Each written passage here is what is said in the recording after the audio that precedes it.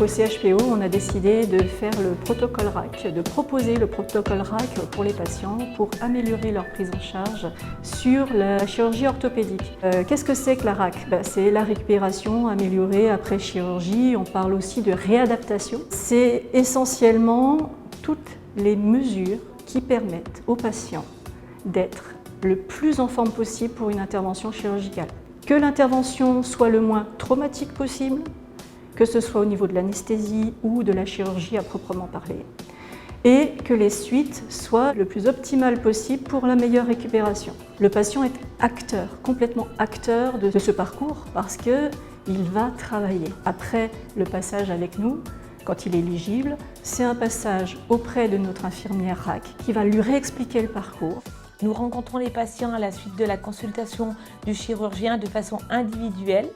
Nous reprenons avec eux les modalités administratives, le jour d'entrée, l'heure d'entrée, les différentes ordonnances qu'ils ont reçues, ainsi que toutes les modalités du protocole, l'alimentation et l'hydratation jusqu'au dernier moment avant l'intervention, la mobilisation précoce après l'intervention, ainsi que la gestion de la douleur. Nous leur remettons aussi des documents afin qu'ils comprennent complètement en quoi consiste le protocole, qu'ils puissent le relire chez eux tranquillement. En préopératoire, nous réalisons une consultation d'anesthésie pour prendre connaissance du patient, ses antécédents médicaux et chirurgicaux. Nous organisons aussi une mise en forme des patients avant l'intervention, si besoin la réalisation de séances de kiné avant l'intervention, l'équilibre des pathologies comme le diabète ou les problèmes cardiaques.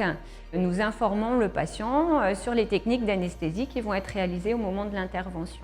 Ça, ce patient, il va devoir également travailler de son côté avec un kiné de ville. Parce que ce kiné-là, il va re-intervenir après l'intervention, après la sortie du patient de l'hospitalisation. Nous anticipons également le post-opératoire à ce moment-là grâce à des médicaments évitant les nausées et vomissements liés à l'anesthésie et nous équilibrons le patient au niveau de la douleur également en anticipant avec des médicaments passés par la perfusion. Puis nous réalisons vraiment l'anesthésie permettant la chirurgie, c'est-à-dire l'anesthésie générale ou bien l'anesthésie loco-régionale. Il est important pour nous que le patient soit confortable, que la douleur soit prise en charge localement via nos techniques d'anesthésie et aussi globalement par un traitement antalgique. La douleur étant bien maîtrisée, ça permet au patient rapidement de réaliser sa kinésithérapie après intervention, de se mettre debout ou assis, en tout cas de se mobiliser facilement. Le kinésithérapeute vous montrera différents exercices que vous pourrez réaliser après les séances.